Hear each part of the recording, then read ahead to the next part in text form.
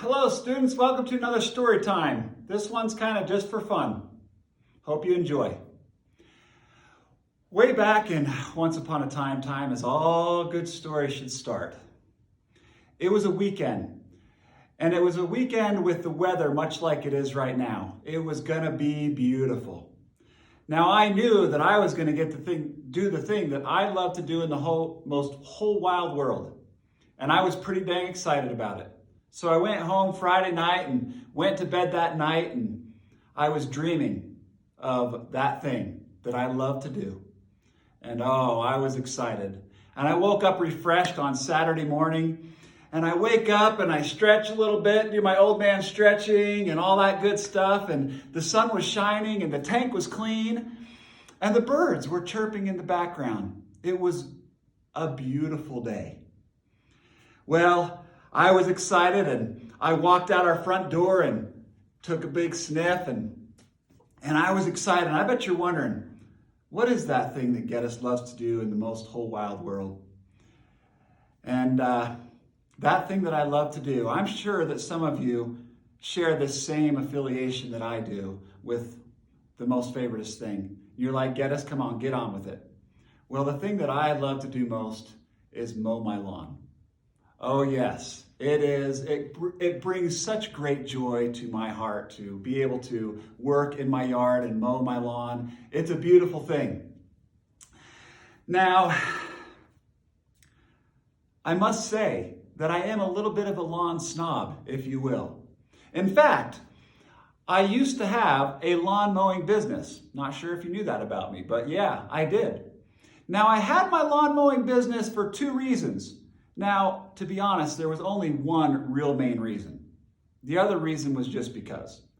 The first reason is I wanted a lawn mowing business to teach my kids how to work hard. That is true, but that is not the main reason why I had a lawn mowing business. The main reason I had a lawn mowing business is so that my kids could practice on other people's lawn and not touch my lawn. My lawn was my lawn. I'm the only one that mowed, trimmed, and edged my lawn. That is true. I am a little bit of a lawn snob. I do have the best lawn in the land. I have even been known. Now, there is a method, before I get into that, there is a method to the madness. You don't just go and grab your lawn mower. Oh, no. That would be an egregious mistake.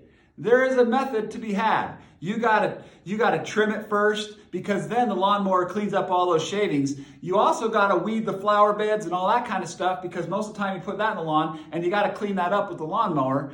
And so you don't just go and grab your lawnmower and go for it. Oh no. And then after you're done mowing and everything, you gotta edge, and then you gotta blow and all that kind of good stuff. Oh, I was working away. It was a great day. I had beads of sweat pouring down my face. Oh, it was glorious. Now, I have even been known, after my lawn is mowed, I will inspect everything. And I have been known to go, and if there is a single blade of grass, I will take a pair of scissors and I will snip it so that it is perfectly even with the others. Oh, yes. Well, anyway, now as tradition will have it, after I mow my lawn, and you know that I'm a book sniffer, I'm also a lawn sniffer.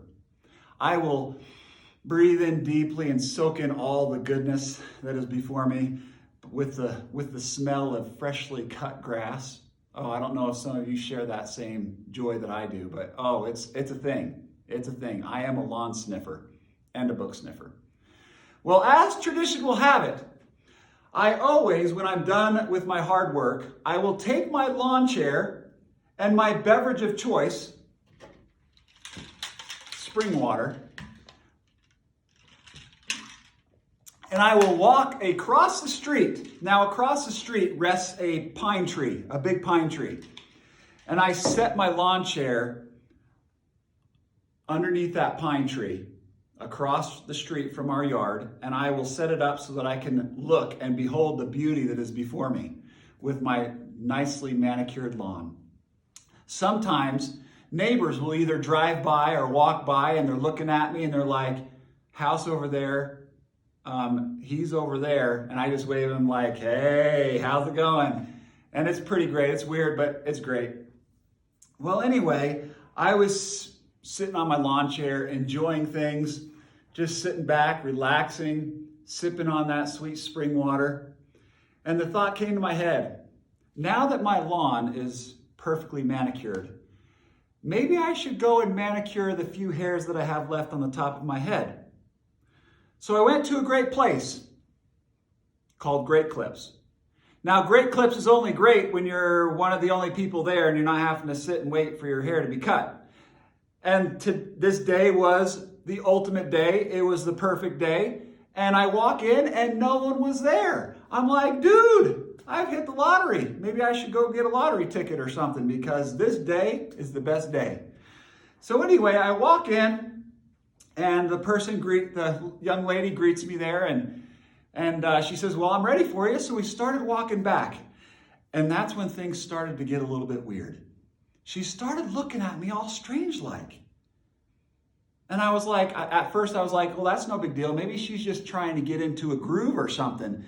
She's wondering what my hair is going to be like and all that kind of stuff. And she's looking at me like all strange. And I was like, okay.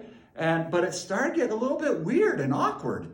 She's looking at me. She's grabbing some tools. She's looking at me again. She cut a little bit. And then she looked back again, looking at me. And she was all puzzled. I was like, lady, it's not that hard. I do the same thing every time. A one on the side, a little off the top. That's it. It's no big deal. But she was looking at me all strange.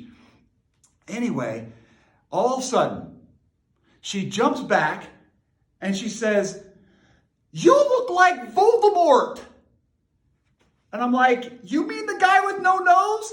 Yes, you look just like him. And then she was like all happy and excited and things. And she grabs her and she starts cutting away now. And I'm sitting there thinking to myself, that's not good.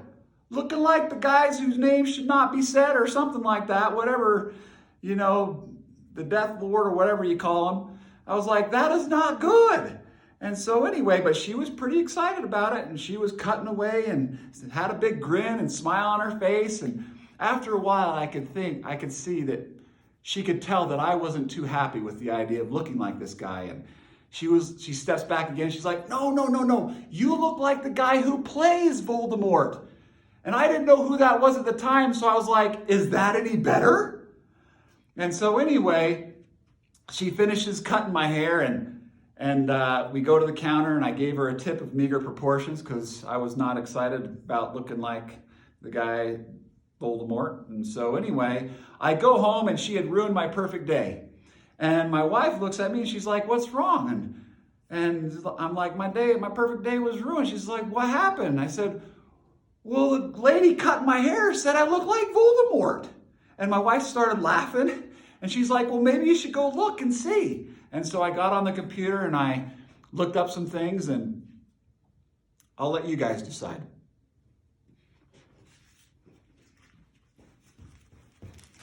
Ooh.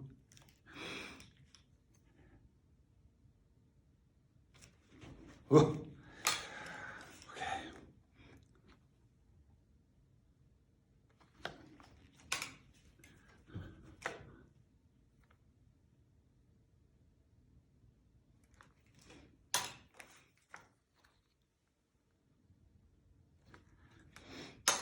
Apparently Ray Fiennes, or Ralph Fiennes, however you say it, is my brother from another mother.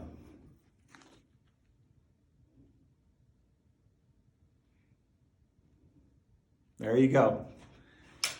Anyway, students, enjoy this lovely weather that we're having. Have a great week.